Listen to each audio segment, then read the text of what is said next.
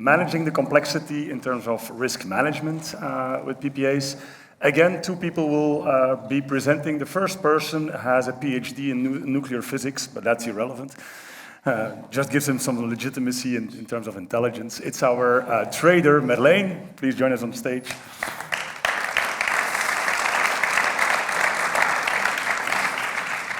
And then we have the global director of procurement for one of the leading aluminium packaging companies. He told me that he has two versions of this presentation. The one he will bring now while cameras are running and while some of his clients are in the audience, and another version on the networking area, which might have a bit more spicy details. So Derek Hyland, please join us.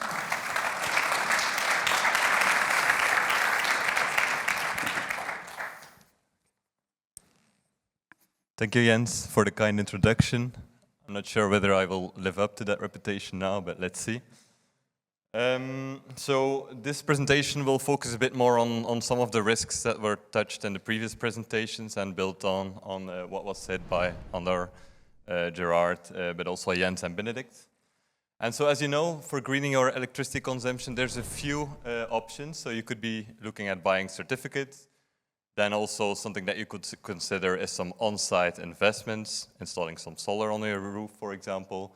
And another option is then signing a PPA, and that is actually what we're focusing on this in this presentation. So just to summarize again, a PPA is a power purchase agreement. It's an agreement between an electricity producer, typically of green electricity, and an off-taker of that electricity. It's typically a long-term agreement, 10 to 15 years, but also shorter and longer is possible. And then you have some constructs that are possible that can vary. So regarding the electricity volume that you buy, maybe you consider a pay-as-produced PPA, in which the off-taken volumes are linked to the production of the asset. You also have some pay-as-contracted PPAs, in which within that PPA agreement you already fix the volumes that will be delivered to you on an hourly basis. You have some pay-as-consumed PPAs, in which actually the volume that you buy through that PPA are linked to your consumption volume. And finally, there's also some possibilities for a baseload PPA. Let me immediately say that the pay-as-produced PPA is the most common form of a PPA currently being signed. Price-wise, you could be looking at a fixed price agreement, so you fix that electricity price for that whole volume.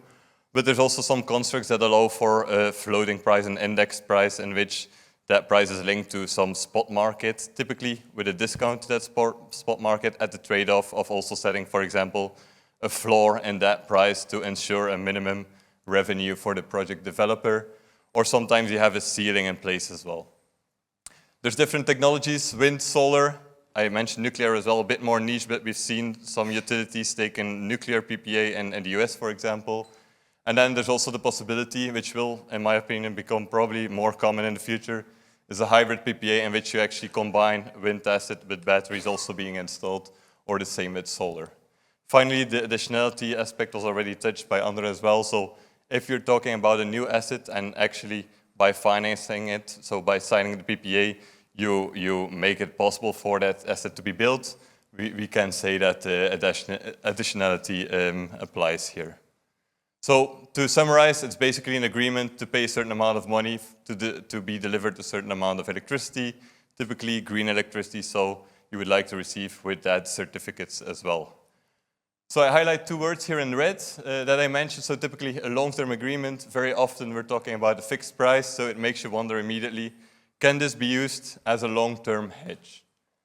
And in fact, it can to some extent. So here at the top graph, I show you the Spanish year-ahead baseload power price. As you can see, this price has shown a lot of volatility over the last few years. So we've seen a big peak at the end of 2021, another peak in August 2022. And if you, for example, signed a PPA, and the yellow curve shows you the typical PPA price that you would have signed a solar PPA at in Spain, you can say that if you signed that mid-2020, that would have been at the price of around 38 euros per megawatt hour. That would have protected part of your electricity consumption at that price against those price peaks. So it can act as an effective hedge. Looking at the yellow curve at the top graph, it shows that you actually see a lot less volatility on that price compared to the year-ahead price. That's typically because we're talking about a longer duration, so that volatility is averaged out over a longer period. short-term fundamentals will impact that price a lot less than only looking 1 year ahead. But still, some volatility remains. And here we zoom in on that yellow curve, and we see that there's a volatility of around 20 euros per megawatt hour between the minimum that we saw mid-2021 and the peak that we saw in Q1 2023.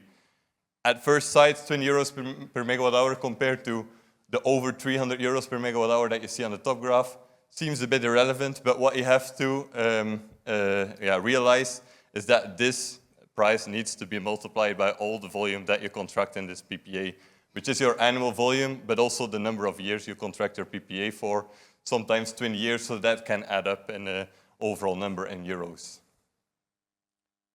This was also touched by Ander before, so if you consider a pay-as-produced PPA, what you effectively hedge is just the volume that is being produced within the PPA. So you can consider it, Ander touched this as well, you have 3 groups. You can consider the volume that is produced and consumed within the same hour. Then you have some volume that is maybe produced and not consumed at the same time. And then also you have your remaining exposure to the market volume that you consume that is not being produced through this PPA at the same time. For this latter part, so this can be considered exposed, we would be looking at the forward market to place some intelligent hedges to hedge that remaining risk as good as possible. The other part, the produced and consumed part, that's what is being hedged. If you only contract a PPA for a limited amount of your electricity consumption, for example, in this first case, 29%, you'll see that that produced and non-consumed part is typically quite small or non-existent. However, if you, for example, consider case 2, contracting PPAs for 100% of your annual consumption, you'll see that that part starts to grow. And you can consider that part as being an overhedged part, and thus you increase your exposure to the market again, as that part needs to be sold back into the spot market. So from a financial point of view, the corporate energy transition, it is not really as simple as just signing a few PPAs and reducing your risk versus the energy volatility. No, it's really not as simple as that. This slide was shown by Jens already before as well. So just want to mention as well, so you can take a very pragmatic approach and just say, okay, we sign a PPA, we let it settle against the spot market. The financial impact of that is just what we consider our cost of greening. This is not what we really support at ENC. We propose to take a more intelligent approach and really try to integrate that PPA within your broader risk management approach in order to fully tap the potential of the risk-reducing potential that a PPA can have. But also, after that, you can still look to further optimize the opportunities by looking at storage and flexible demand. Regarding that first aspect, the integration of your PPA within your broader risk management approach, there's a few things that you could consider. And it starts already before signing a PPA. Don't start thinking about this only after signing the PPA. So the first thing that you need to consider is you can select an intelligent mix of PPAs, both a mix geographically but also technology-wise, to try to maximize that part that is produced and consumed. So basically the hedged part of what I showed you before. At the same time, ideally, you want to minimize the part that is being produced and not consumed at the same time. Another thing that will be important, and I'll show you this later on, is that you need to spread your contracting decisions on PPAs in time. If you do not do that, it's the same with hedging. If you hedge everything at the same time, you risk hedging on the peak and thus being outcompeted later on.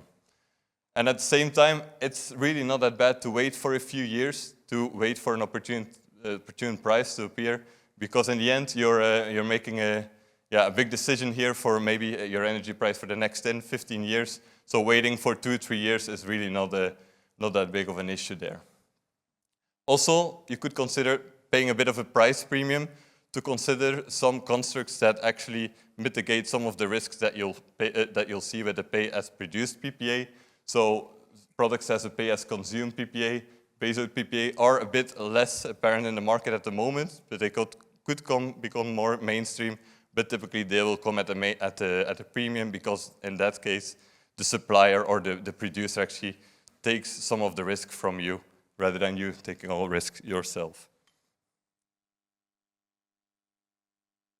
And then the final part, you have to do some advanced hedging for the residual risk as well. So your remaining exposed volume, this is something that you would look to the forward markets to hedge. As mentioned by Jens before, it's not as easy with this complex structure to calculate your remaining net consumption. So that is first something you need to consider to then make decisions on how much megawatts you want to hedge. If you have any overhedged part, you also might want to sell that back in the forward market. For cross-border PPAs, mentioned by Ander as well, you might want to consider hedging that spread between the countries. And finally, if you're a market risk client, you sign the PPA, all of a sudden you see prices trend significantly downward. You might want to re-expose yourself to the market to not lose out on competitive advantage.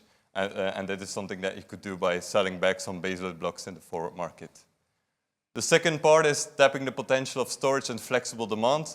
In this graph, we simply show for each day what is the value of moving 1 megawatt hour from the cheapest hour of the day to the most expensive hour of the day. So for example, you see a very cheap hour of the day, you charge your battery for 1 hour, and then you consume that same energy again during the most expensive hour of the day. And you can see that you can do quite some significant benefits from that. The biggest peak, for example, we're talking about 700 euros for doing that. Another aspect that you could tap is, for example, really proactively adapting your production patterns to price signals. So if you see that at some hours you expect a very expensive price, maybe look whether you can change some of that production that you plan during that hour and change it to the more the cheaper hour of the day. In the next part of the presentation, we'll look at what is a fair PPA price, how to assess it. So this is what we call then the capture rate, and it ends up at a fair value. Looking first at the forward curve and the impact that it can have. So as I told you, looking at the forward market, you can make some assumptions or estimations on what you expect the average price to be for the next 10, 15, 20 years. And you can plot that as an evolution of time. You can see that the minimum was reached around 2016, and then clearly the peak, the energy crisis that we witnessed starting in 2021. So if you, at each point in time, compare the price that you're estimating at that time with all the estimates that you've done in the past, you can say how good is the current price compared to what we've seen so far. And you can then actually define some percentiles, as I plotted them here. Here, in August 2021, we crossed percentile 90. Basically, at that point in time, you entered the 10% worst times to sign a PPA, historically speaking. And then, of course, prices continue to run up. So basically, between 2021 and December 23, not the best time to be signing a PPA, you could say, from this graph. But looking at the market, what happened? We actually saw a peak of PPAs being signed in 2021, 22, 23. How come, you might wonder?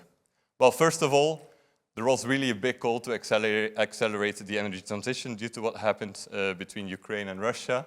We had the European Green Deal, we had Repower EU, with the main goal of reducing that dependence on Russian gas. A good way to do that is to speed up the energy transition, build out more renewable capacity to reduce the gas demand from the power sector.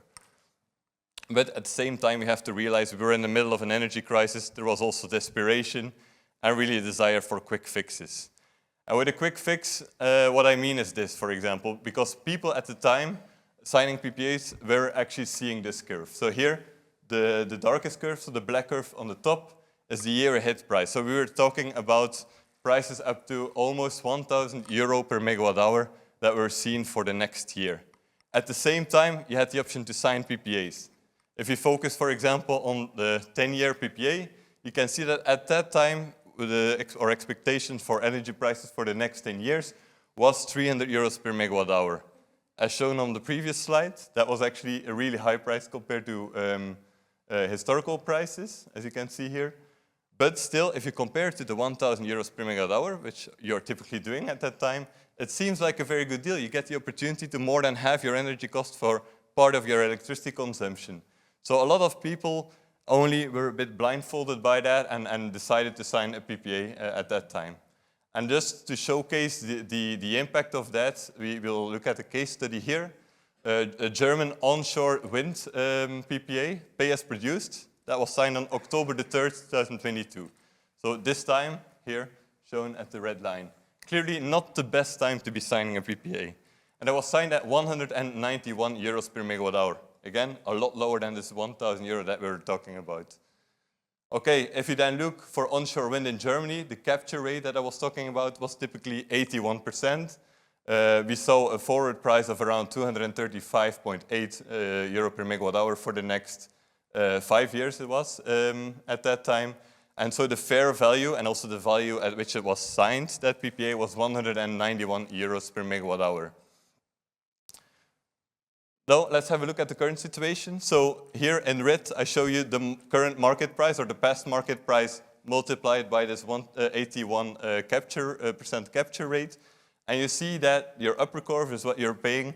You're paying a big premium over the current market prices. But also, if you consider a certain benchmark that is typical for example, budget risk lines, you take the 3-year ahead average, so basically the average calendar price that you saw for a calendar product in the 3 years preceding the delivery. You see that also compared to that, you're paying a big premium for that volume that is contracted in the PPA. In this case, we were talking about a contracted volume of around 37% of the consumed volume. If you then apply that premium and you average that out over your total electricity consumption, you can see that you're actually at that point in time, in 2023, you're paying already a premium of 45% over the market just because you signed that PPA. Compared to the benchmark, it's a bit less. We're talking about a 20% premium only because of that PPA. But clearly, it runs up still for 2027 because there we expect lower market prices and that premium is fixed in time. So there, it will continue to hurt that you signed that PPA. You can calculate a cost of greening based on this. The cost of greening per megawatt hour was assessed as 126.6 euros per megawatt hour. If you know that GOs are typically traded for currently 1 to 2 euros. In the past, at the crisis times, it was 8, 9, 10 euros. That is quite a high cost for greening. So, some message that I want to give here. So, greening your electricity consumption should be a priority. That's also the reason why so many of you are here today. But it should not be at all costs. You still have to consider the primary goals of your energy procurement.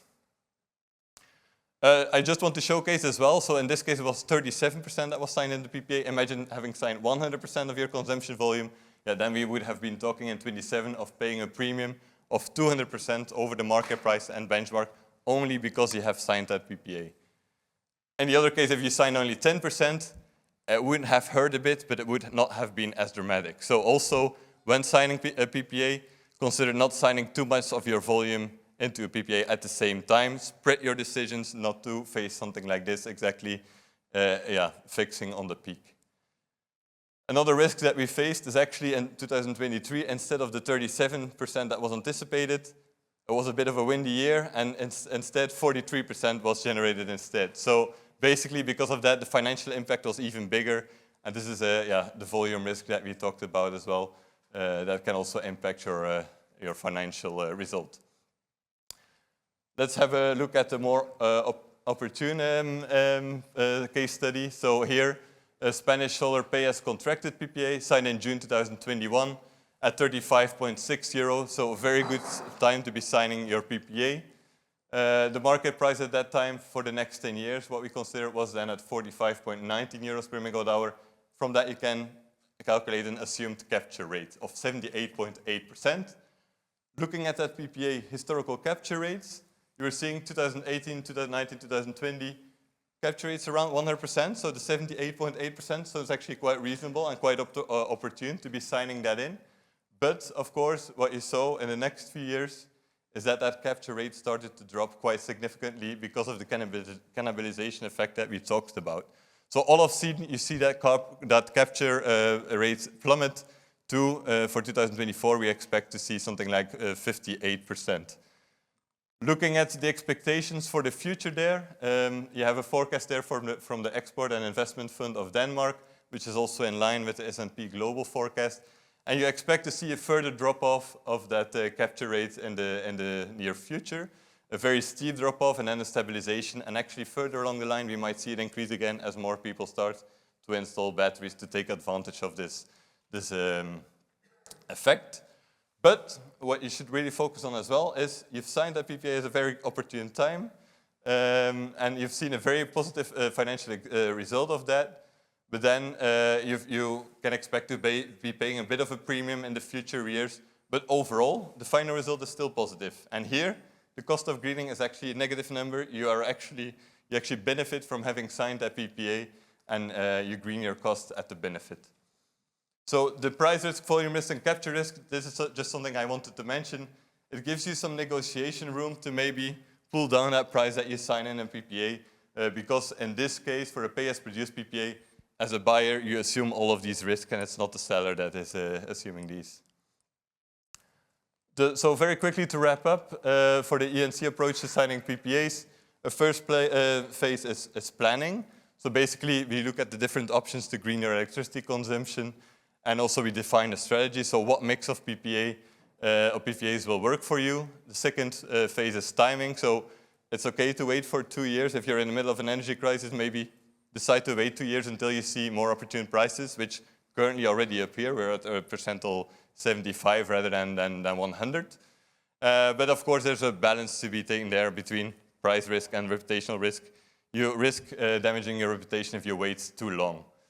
Then tendering, so you rank your PPAs according to multiple criteria. You clearly identify the opportunities of each PPA, but also the risks. You have to be very aware of all the risks when signing that PPA, and finally you integrate it in your overall portfolio risk management. This is just some takeaways. So signing a PPA, it's a valuable approach to green your electricity consumption. It can be used as a long-term hedges if intelligently looked at. And also signing a PPA is not without risks. There's not a reason not to sign PPAs. We just have to be aware of them. And there's several ways to mitigate these risks in advance if you take an intelligent approach. The job is also not done after signing the PPA. You continue to do active risk management on top of that. And finally, we also might see some less risky constructs appear based on PPAs, pay-as-consumed PPAs, hybrid PPAs. But also at the same time, there's a lot of things that you can do yourself. If you sign a pay-as-produced PPA, installing that battery yourself can also mitigate a lot of these risks yourself. So that's also a message that was brought by Gerard. There's a lot of financial opportunity that you could do there by considering this as well. And let me know, pass it on. Yeah, you have it. Can I have the clicker? Yeah, of course. All right, so thanks for having me here, E&C. Thanks for the invitation. I have an angry face, but I'm happy inside, so don't worry about it. So a little bit about us, and then we're going to talk about some of the experience that I went through for the last 10 years. I think the angry face is because it have been weathered by this energy evolution or transition. And so Ball Corporation are an aluminium packaging company. We produce mainly beverage cans for all of the brands that you probably know out there. Also, we produce cups. That's kind of our latest innovation, replacing plastic. We produce aerosols, obviously under your arms and stuff. And then at the same time, we produce some bottles that's taken up in hotels and stuff as refillables. So we're about 16,000 employees. We were founded in about 1880, and we're headquartered in Denver. We're very much, so these are the guys that found us. These are the Ball brothers. This is about 144 years ago. And we have a reputation for quality. I don't know if you remember the glass bottles with the Ball logo on it. No? Oh, great. That was us, but then we sold that business. And then we do believe in the infinite potential of aluminium to advance the world. This is not my message. This is a corporate message that I have to speak about. If you, just to give you an example, for an aluminium can, if you recycle an aluminium can, it's infinitely recyclable, and it'll probably be back on the shelf in 60 days. So it is a real solution to the problem that we have at the moment in the world. This is Dan Fisher. He's our kind of relatively new CEO. He's now trying to he's just put in place a new enterprise strategy, and that means getting closer to the customer. And so the customers in the room will be happy to hear that. But also, it means that we focus purely on being a sustainable packaging company, and that's what we are. I'm going to skip that one for time. We've got around 70 locations globally, everywhere, so South America, North America, EMEA. This is just an example of some of the products that we produce. And I've just taken here, look, we know where we're going. We know the strategy is not new. It's the same for everyone. Your mix is going to be different depending on where you are, your geographic location, and the number of sites that you have. So I've given you an example of the European roadmap on the right-hand side here. And so 23% and 40%, 47% on that graph is planned to be or is currently VPPAs. They are perfect for our geographical locations, but also the number of sites we have. We've got 26, for instance, we've got 26 locations in Europe. So we find them for scope and for securing geos, that works really well.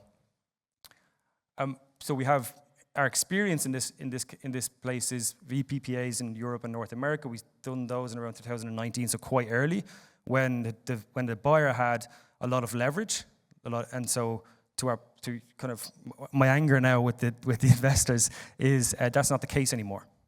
So we're in a very different world, which is why we welcome the IRA in the United States and the 20 plus other kind of initiatives that has introduced as well.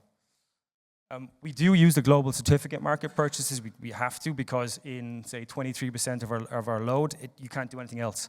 There's no market there, it's regulated. So until we find specific projects in each country, we're going to keep buying certificates.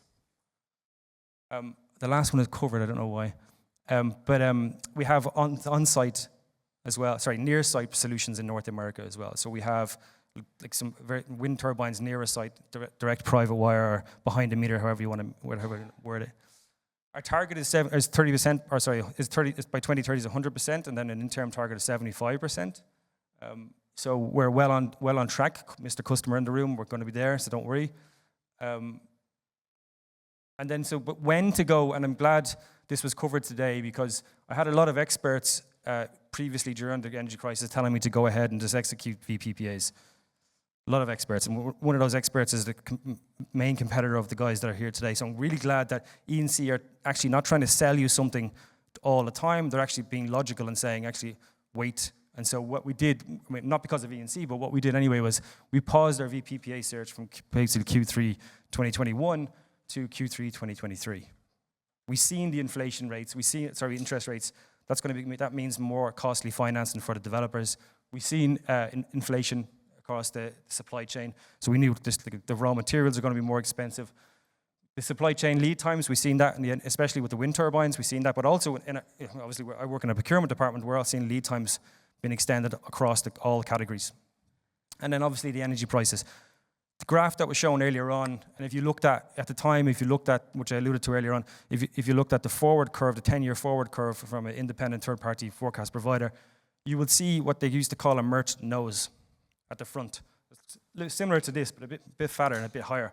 And what we were talking to developers was that some of the developers would say, no, I want to go merchant on the year one or year two of this deal, and then I'll give it to you. Well, yeah, okay, but that suits you massively and not me, because I'm going to be locking in at a time that's really high energy prices and really high forecast compared to today, and you're going to get all the benefit the first 1 or 2 years. So that didn't work either for us. So this is the weathered face comment. So we went through a lot of positives, but also a lot of negatives. Look, out of these deals, you're looking for net positive settlements. You're looking for GOs. That's what you're looking for. I mean, so primarily GOs, but you want the net positive settlements. We had some positive settlements, of course, but we have had some GOs. But in 2021, for instance, there was an anomalous year for wind across Europe, and we had to buy extra GOs in the market. So that's why that market is critical, and that GO market is critical. I've seen some commentaries on LinkedIn by some virtue signaling people that it's greenwashing. It's not. It's still supporting the industry, and I've got some. We can talk about that later on if you want. I've got some extreme views on that, as you can tell. So we had economic curtailments in the US. So this is where, I don't know if you're familiar with this. I'm sure there's Amazon in the room. I'm sure they're very familiar with this. But we had where the developer would shut down purposely the facility because our price floor was zero, and they would go below, the market would go below zero, and they'd have to pay. So in your contracts going forward, if you can secure, and I'm not saying you can, but if you can limit and say, okay, Mr. Developer, you're allowed to do this 10 times a year, then try get that in there, get that into your contract. We had basis blowouts. So again, in the US, which is actually my favorite market for VPPAs, but the basis blowout was around where you're selling into a node, which is settling in at a hub. So you got two different markets. And the basis blowout is a risk.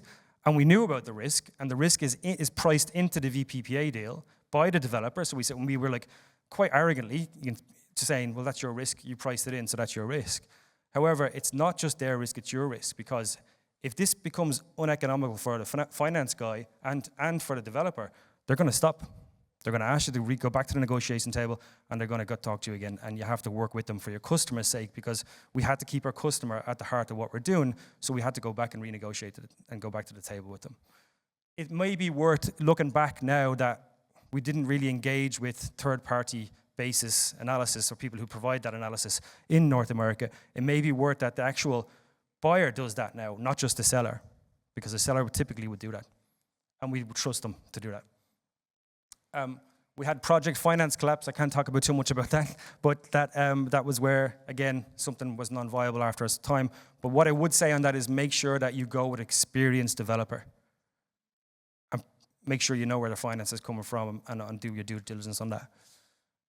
We have complex valuation methodologies. I think it was referred to earlier on. Look, we'd like to avoid the derivative accounting. We'd love to put it on US GAAP, but because we signed with UK entities, it's an IFRS, you have to value it. And then therefore has a tax implication. And the way you value also has a the tax implication, because it's the amount of tax you're going to have to pay could be extremely different depending on your methodology. And you don't see people talking about methodologies too much, because it goes back to the PwCs of this world, and they will dictate to us how that's done. And they're not always right as well. So you need to kind of look at that as well. And then we also had a natural hedge collapse. Look, we played around with this a little bit, this kind of this theme or theory of, well, we could use this as a hedge. It's not a perfect hedge, but it's a natural hedge because it's in the same location that we are, and it's producing roughly at all right around the same times that we're pulling off the grid. But then the energy crisis happened. Now the exit strategy is easy. Well, it was easy when I was doing this before the energy crisis, which was to just physically hedge out of it. So you got a financial product linked to a financial product, and you can physically hedge out of it. But you can't physically hedge out of it when you're going through an energy crisis at 800, 900 euro per megawatt hour. So that was a problem for us. So I'm glad E&C are talking about this concept of, do we think about PPAs, but VPPAs in particular, as a hedge?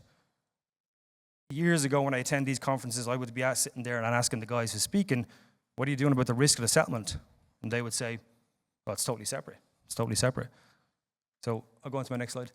So questions we continue to review is our location of the next utility project. Do we take an Amazon approach, which is my preference, because let's face it and let's call it out. Those tech companies, those data centers are awash with money. We even hear that they were willing to take losses on these deals. We're not, as a manufacturer, we're not awash with money. We can't afford that kind of risk on our books. And so if you take the Amazon approach, that's about putting a project in a location that's really dirty. So for instance, Poland, I'd love to do a VPPA in Poland and clean that grid up. Or you can do what was alluded to earlier on, which is the Microsoft way. I'll just say Microsoft, for example, is the 24/7, which is terribly expensive at the moment for a manufacturer. Again, good solution for the tech companies, not so good solution yet. And look, I'm not bashing the tech companies. They have revolutionized the way we approach this. They've set the stage, they've set the road, they laid the road out for us. But it's just not practical at the moment. You try to do a deal where you can get balance and risk for secured or fixed for longer than 2 to 5 years. It's very difficult. We talked to Goldman Sachs, they're not even willing to do it. So, and then there's the basic risk logic of, do EU VPPAs introduce basic risk? Now, there's basic risk in the US naturally, because between the node and the hub. But your physically location, this idea that you have a VPPA in Spain, for instance, and you've got a lot of load everywhere else in Europe, is that basis risk? Well, I don't know yet, is the answer. And I'd love to talk to people about it and find out and see what they think. But the argument there is, if I keep it separate, it's cleaner, it's much easier to manage. If I start doing spread hedging across all my different locations, if I'm in 16 countries, that's okay, let's just say some of them are regulated. Let's say about 12 different spread hedges I have to continuously monitor and track. That's a very arduous thing to do, and I'll have to increase my team. Going to the earlier start of the presentation, we've increased our team dramatically already. And then we looked at, in the US, and Europe, we looked at selling our settlement risk on the VPPA, so selling that to a bank. So banks like Citibank are interested in it. Goldman Sachs are interested in it. They're evaluating our deal at the moment. We're not saying we're going to sell it, but we're interested to see what they could do for us on removing that settlement risk or taking that settlement risk off us. And then we have EU legislation. So yeah, what is Europe doing about the IRA, or to compete with the IRA? I see very little movement on it. I see some murmurs here and there. But if you think about the IRA and what that's done in North America, it's removed a lot of risk for the buyer. So now I can use my tax dollars, invest it in a wind farm or a solar farm, and not be exposed to settlement risk. And then reinvest the savings into something else, like the rec market, for instance. And then finally, additionality. So additionality in 2019 for us was super crucial. It still is. We were trying to maximize our additionality as much as possible. But because of where the VPPA market is, and the leverage that these guys, and the risks that I've kind of mentioned, and the leverage that these developers have over us, then it becomes, oh, okay, well, should I invest, or should I just go buy a long strip of REX or EX, whatever you want to call it, GEOs? And that's where we are at the moment. We're actually going back and saying, no, hold on a second. It was all additionality, and now we're going, no, hold on, it's too much for us. Maybe we just want to buy a strip and know our risk, and that's done, and we'll have to explain that to everybody. But having a good portion of our load already with additionality, that might be a story that we could stick with. And in the permitting policy, so we talked to a number of kind of industry bodies. It's a problem everywhere in the US. It's a problem getting new stuff online, in Europe especially. I mean, for instance, if in UK, if I want to do a rooftop solar, and I applied to the grids for application for connection, they gave me 2032 for a small little rooftop solar. That's ridiculous, absolutely ridiculous. And I know this is a wider problem, but we're trying to engage with these guys, National Association of Manufacturers, and for instance in North America, to see if we can help push this along. But actually what's stopping it is the Democrats, I'm going across the board now, in the US, it's the Democrats that are actually stopping it, despite appearances. The conversations that we're having with NAM and they're having with the senators, it's the Democrats that are actually asking more questions and stalling. It's the Republicans that are like, yeah, go ahead, let's do this. Now there's a risk, I'm going a little bit further here, there's a risk that, well, with the presidential election, anything can happen, and what happens to IRA then? Well, there is that risk. There's 20 plus new kind of incentives on the market over there for retrofit, expansion, new builds that you could apply for. Anything you're doing, if you're doing any retrofit or any kind of expansion, no matter where it is in the US, I would look at seeing if you can avail of those extra incentives. And I'm not too worried about those incentives disappearing, because 51% of those incentives have gone to red states. So we'd hope that those incentives would stay in place, because a lot of worry is, okay, well, I could invest in this and then the finance could be pulled and then I'm in trouble. And that's it. Thanks for your time.